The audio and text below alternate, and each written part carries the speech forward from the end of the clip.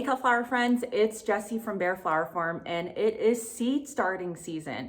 So I thought today would be a great opportunity for us to talk about first, if you're completely new to cut flower farming, how much does it cost to actually have a grow room set up? And we're talking about a more basic version. And then number two, for everyone out there who does have a cut flower farm and they have a grow room operations, how much does it actually cost to run those lights? So we're going to run through a quick calculation because I think that those are one of the costs that are typically not thought about. Most people are not going to be spending in the thousands for those, but you're likely spending a couple $100 in the first quarter of the year just to run those lights to grow your seedlings. So we're gonna crunch those numbers at the end of this video. Let's get started with the first question, which is how much does it cost to set up a very basic grow room? And there are four things that you're going to want to consider, and I'm gonna talk about them in the order of probably the highest cost to your lowest cost. So the first is your shelving, the second is your lights, third are your grow mats, and fourth is your trays.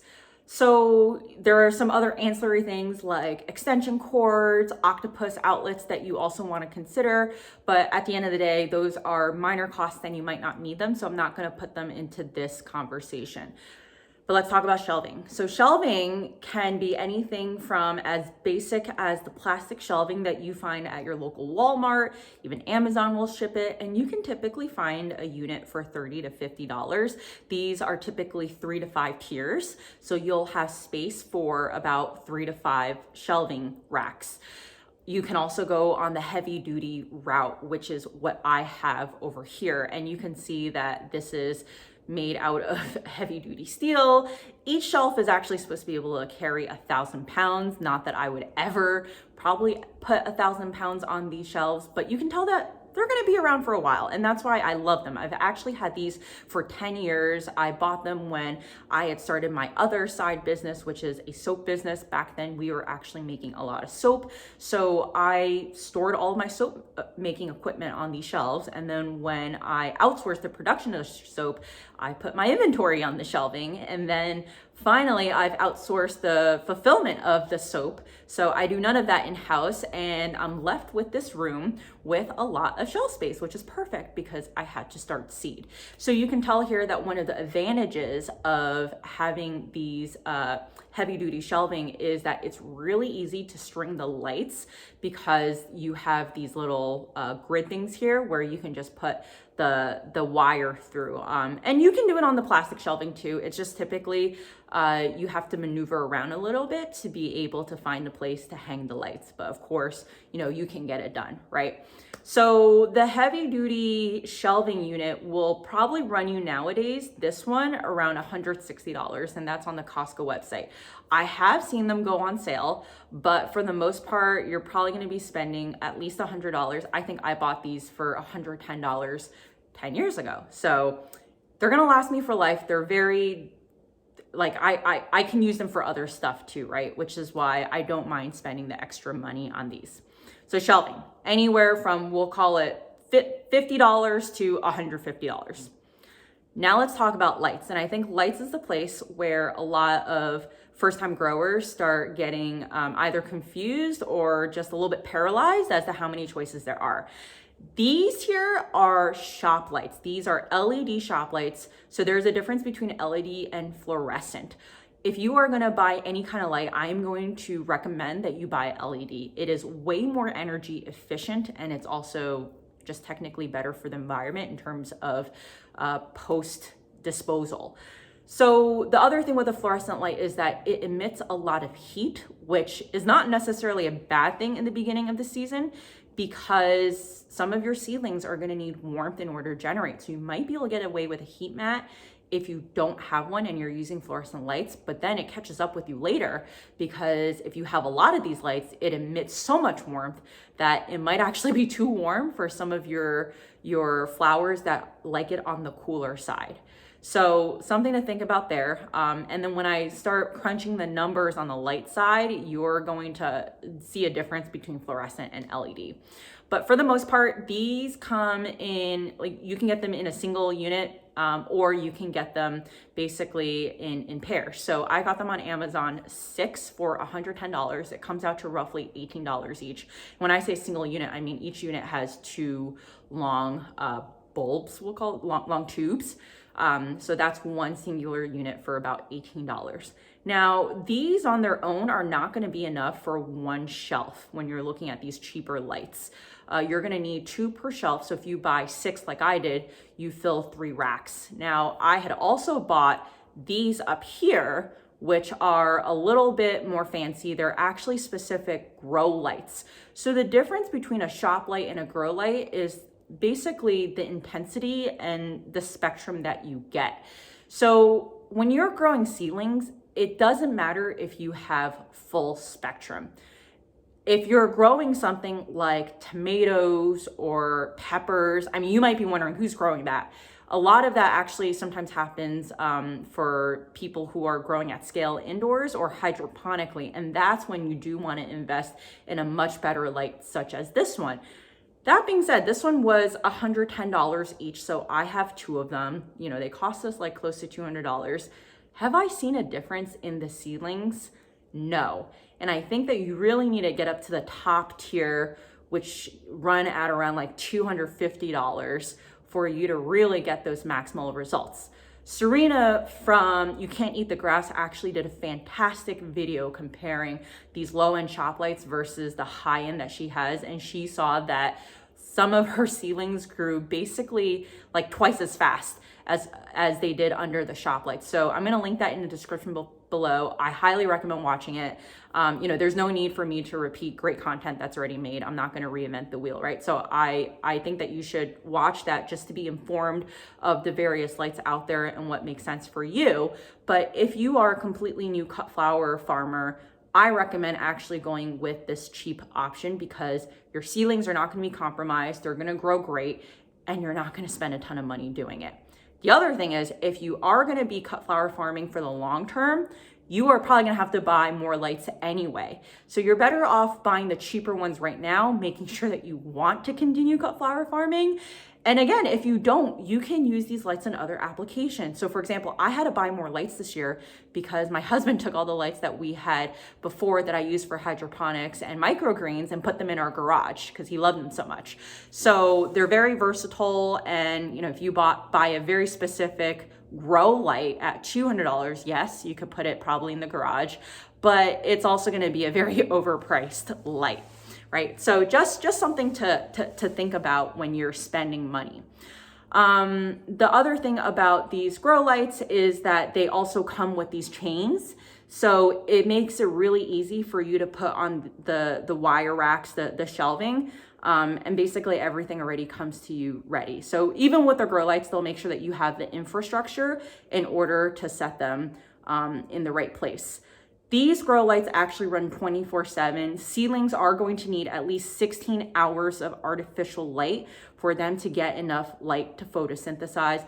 I just keep them on, you know, I might be running them, you know, a couple hours more than necessary, but I do find that there is better growth when I run them 24/7 versus having them on for 16 hours a day. One other thing about the lights I want to mention is you want to be really thoughtful when you're when you're setting up your shelving and when you're putting the lights relative to where you have outlets, because obviously lights are not going to run without electricity. So unless if you have a long extension cord, obviously that will bridge any long distances that you have. But in this case, you can see that I have actually plugged 2 other lights into the outlets for these 2 lights.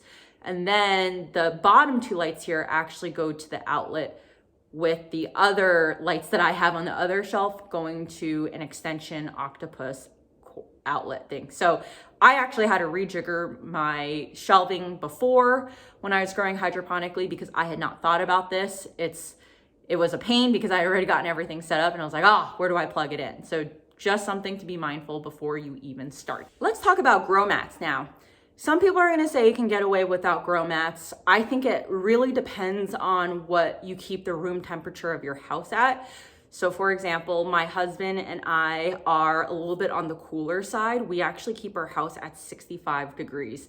Now my grow room here is actually on our first level. We unfortunately only have one zone of heating, which means that this is often the coolest part of the house. So on a given day in the winter, this room really sits at about 62 degrees. And there are some things that can germinate at 62 degrees. For example, snapdragons can do it. They're gonna take a little bit longer than if I had them upstairs. But there are some other things that absolutely need like 70-degree germination temperatures for them to start sprouting, and that's not gonna happen here. So that's why some people can get away with not having a grow mat and some people can't. I opt to buy a grow mat because they're honestly not too expensive. And there's two types of grow mats that you can buy, which I have bought both. You can buy one which actually has a temperature control. And what happens is there is one side of a wire where you can poke into the soil to read the temperature, and then you just control the temperature gauge to say what temperature you want to be at. And that gives you much more precise control over what you want the heat mat to be outputting in terms of warmth. Now, the other option is something like this, where I don't have a temperature gauge. When I plug it in, it literally just, it just heats up, right? So I don't know if it's heating up at like 70 degrees or 80 degrees, but what I know is that it works. So the reason why I talk about this is because two of these cheaper mats is $30, and one of the mats that has the temperature control is $40. So, you know, at the end of the day, it's $80 versus $30. It's a $50 difference, and it's up to you if you want to spend that money. And for me, I just feel like I can get away with the two for $30 mats. I rather have more than one. Right now, I have 3 total mats, and you know, even right now, I find myself only needing 1 heat mat. So you can see over here, I have a tray that has mini soil blocks. So there's 4 times 20. So that is 80 on one, and I have another tray in the back. So that's 160 of the mini soil blocks. And in the middle, I have 10 dahlias growing in the medium soil block. So I can fit quite a bit of small seedlings on a single heat mat. I do expect to be starting peppers in the next week or so. So some home garden vegetables that are definitely going to need some heat mat space. So that's when my second heat mat is going to come on. But I think you can probably get away with 1 or 2, especially if you're relatively new to cut flower farming. Last but not least, trays. And trays are one of those things where if you buy them, the cost of those end up creeping up on you, because I bought these trays. I bought 5 of them for about, it was a little under $20. They came out to, I think it was $3.60 a piece. And we bought them back when we were doing microgreens. And I kind of laugh at that right now because that is a lot of microgreens to grow in a single tray. We grew a full tray and we're like, how are we supposed to eat this? But they came in handy because when I soil block now, you can see I actually put the 2-inch on top of these trays, and it makes it easier for me to move around as well as bottom water. But you don't necessarily have to buy trays, right? There are a lot of people who recycle what they have at home. So for example, when I start my mini soil blocks in 20s, I actually like using this pan, which is a Costco rotisserie chicken pan. And while I don't eat Costco rotisserie chicken, my parents do, I have them save up these pans. And what I love about them is you can see that there's little, indents on the bottom, which means that when the soil blocks go on top, I can bottom water more easily because the water is actually gonna run underneath it. And it just makes it a lot easier because the soil blocks are also less likely to disintegrate if I overwater. So I use those to start my mini soil blocks. At a certain point when I have to bump them up to 20s, it's gonna be too much to fit into one tray, and that's when I use these bigger trays. But I haven't yet had to buy another set of 5. There are probably some other things that I could be using. I even see people on YouTube using like baking sheets. So it's completely up to you. I know that, what's her face? Nicole from Flower Hill Farm actually saves the styrofoam from when she buys like chicken breasts and all that stuff. She washes it and basically reuses it as a tray. So you can get away with that. But if you were to buy trays for a set of 5, you're probably looking at around $20. So if you're gonna buy like 10 or 15, that stuff adds up, right? And again, this is assuming that you are soil blocking. So you also need to account for the cost of the soil blocker, which will typically run you about $30 to $50, depending on the size that you're trying to buy. And if you want to buy the divots for blocking up a mini soil block into a 2-inch, those are like another $10. So if you don't have a soil blocker and you're not looking to soil block, then you need to buy plug trays or cell plugs. And those usually come in a set of 72. Again, you can buy them in a multi-pack online. I would still basically allot for the same price as maybe like a $50 budget, because you're gonna be buying bottom trays to bottom water to set the cell trays on top of. So this is more or less the 4 things that you are going to need to start a grow room. I would say that for a beginner, you're probably gonna spend at least, maybe we're calling like $200-300 just to get a few sets of lights, to get a shelving unit, to get some trays, to get a grow mat or 2. And spending that amount of money, you can, if you're deliberate, you can definitely sow few hundreds of seedlings. And I say this because each shelf can actually fit many trays. And I would say that each tray, each shelf, you're gonna be able to fill at least maybe 100 to 200 in the bigger soil blocks, and definitely way more if you're using only the mini soil blocks. The problem becomes as you're waiting to bring things out. So for example, in January, I started my Snapdragon.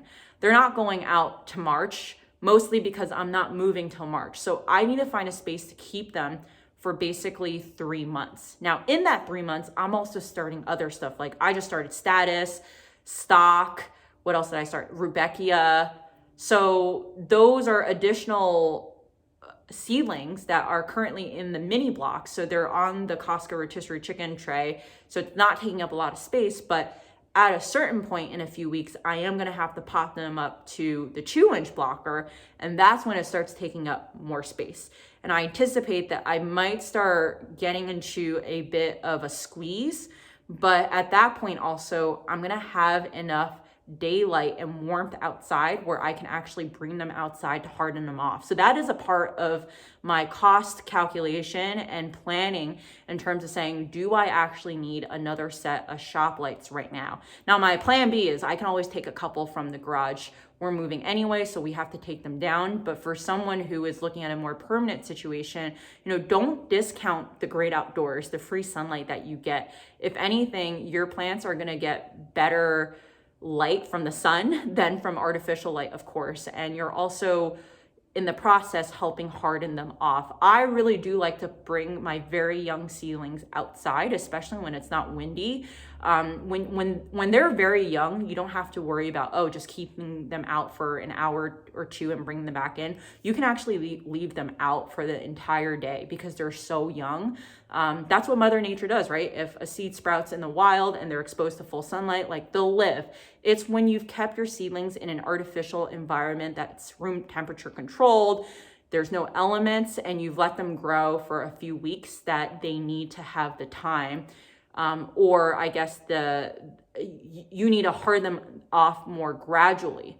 So when I start from very small seedling, I can skip that process and I can also make more space on my shelf to harden off, or ultimately I can turn off all the lights and save electricity.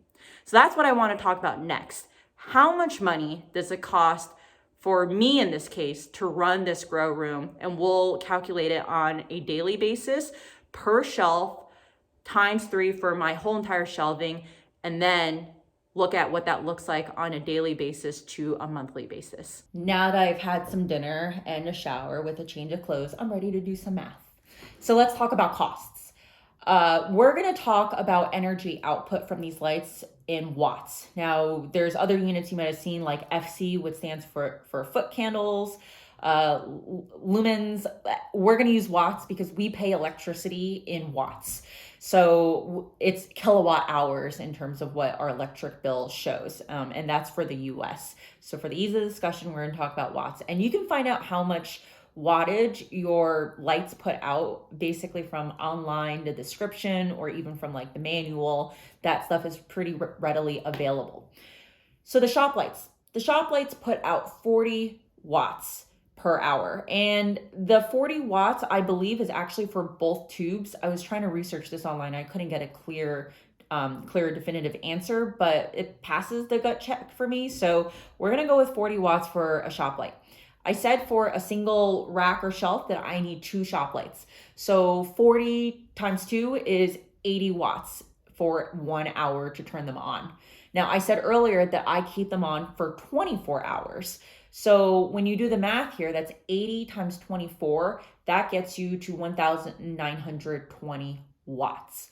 Now, when I say we pay electricity in watts, we pay it in kilowatt hours. So you need to convert that 1,920 watts into kilowatts.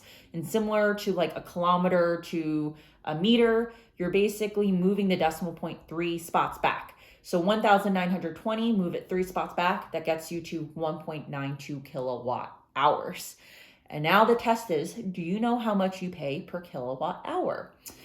I pay in the state of New Jersey 15 cents roughly per kilowatt hour. I was looking online and I saw that most of the US operates in a range of 9 cents to like 22, 23 cents per kilowatt hour. And of course, this rate kind of fluctuates a little bit, but it usually fluctuates by cents. I was actually kind of surprised to see that the states that are paying 9 cents are like Louisiana, Arkansas. It was the state of Washington. There didn't really seem to be a rhyme or reason for me. But then there are states like California that are notorious for having really high electric rates. The other thing to note is if you live in California, I think everyone in California has net metering. And that means that you actually have different rates throughout the day. So at peak hours, which is essentially when you wake up in the morning and when you're back in the evening, the time where pre-COVID you would have been using electricity the most because you were at home and not at work or at school, you would pay a much higher per kilowatt hour rate than say you were sleeping. So if I lived in the state of California and I wasn't keeping my grow lights on 24/7, I would actually turn them on at night because you're paying a lower rate at night. And, oftentimes the rate is double during peak hours. So it's a pretty significant difference. And it's something I would look into if I lived in California. Anyway, I digress. Let's talk about the math again. So I said that I pay about 15 cents per kilowatt hour. We have 1.92 kilowatt hours. And when you multiply that out, that gets you to about 29 cents. So what I'm saying is that to run one rack of 2 shop lights for a full day, 24 hours, I am paying 29 cents. And I said I have 3 shelvings, right? So for the purposes of easy math, let's round that 29 to 30 cents. 30 times 3 racks gets me to 90 cents. I'm spending a little less than $1 a day, not that bad. And when you now project it out towards how long I'm going to keep the lights on for the grow room, I'm realistically starting seed from January all the way until I would say mid-April. Our last frost is late April, early May. And the last 2 weeks are when I'm going to start my zinnias, even my sunflowers. So they're going to spend the least amount of time in the grow room. At that point, I expect the snapdragons to be out, the stock to be out, the ranunculus to be out. Sometimes I put the ranunculus in the crates in the grow room, but those will all be out by then. So I'm anticipating that I'm still going to be using the same amount of shelf space, the same amount of grow lights, and ultimately, even though we're talking about like a 90-day-ish period, sometimes I don't keep all the lights on because I am putting the seedlings outside to harden. So I'm just going to say I'm going to keep them on for 70 days. So 70 days times 90 cents a day gets me to 63 cents. And what that means is that the electricity piece of growing my seedlings is going to cost me 63 cents in addition to the potting soil, to the fertilizer, to even the water, which is minuscule in the seedling phase, right? But just putting it out there. So $63 to run a relatively small size grow room seems pretty reasonable to me. And it's something that I will bake into my cost spreadsheet. And I have a video actually about cost, and I talk about how I haven't factored in that number. So I'm going to factor it in now. I talked about the fancy lights that I had. And the fancy lights that I have, I also want to do the math with you just to show you how there could be advantages, but also disadvantages here. Those lights actually output 180 watts each. I do need to run 2 of them to basically get to a half shelf space. So because I only have 2 of them, I'm going to talk just the math for 2. Each one is 180 times 2 gets me to 360 total watts. Now, the good thing about these is I do not have to run them for 24 hours because they are more intense in light than the shop lights are. So I actually only keep them on for 16 hours if I were to run them. The other thing about these lights is that they actually have like a fan built inside of them. So I noticed that my soil blocks dry out a little bit more quickly, but it obviously is also contributing to the energy usage of the light, right? So 360 watts per single hour times 16, because I'm only running it for 16 hours, gets me to 5,076. And if you convert that to kilowatt hours, that's 5.7, or kilowatts, that's 5.76. 5.76 times my 15 cents an hour gets you to a grand total of 86 cents per day. Now remember, this 86 cents is not for a full shelf. So it's technically not cheaper than the 2 shop lights at 90 cents because that 2 shop lights is 4 feet. It spans the entire shelf versus these 2 grow lights at best are spanning maybe 2.5, 3 feet. So the takeaway here is that fancier lights are obviously going to cost you more money because there is higher energy output, right? So the trade-off here is that you're paying a little bit more money, but from the videos that I've seen of people doing comparisons, you probably are also going to get quicker growth in terms of seedlings. So there's a bit of a cost trade-off here in the sense that, you could potentially be spending less time and labor if you are buying these better lights. Realistically speaking, I feel like a lot of the instructions that you see around how many weeks before you should be starting stuff indoors is not based off of those commercial lights. So you're really going to have to adjust your timings and your expectations if you are going to buy a light like that, and it's going to take a bit of experimentation. Just something for you to be aware about. And as I said before, you can totally get away with these cheaper lights. You're going to be paying a little bit less in electricity, and you can always upgrade later, right? So at the end of the day, I just wanted to make sure that I was factoring in, or at least thinking about how much electricity I'm paying for in order to start seeds. And it gives me a better idea for, hey, like if I need to double my production next year and I need to double my lights and the shelf space where I'm putting seedlings on, obviously I already have the shelving infrastructure. I'm gonna have to buy more lights, but then that also means that I'm probably gonna be spending a couple $100 in electricity versus just $63. So in any case, if you found this video helpful, please give me a thumbs up and subscribing. I will also put a link in the description below around a website where you can actually input your zip code to see roughly how much you're paying per kilowatt hour. You could also check your electric bill, but figured I would make it easier if I could. So until next time,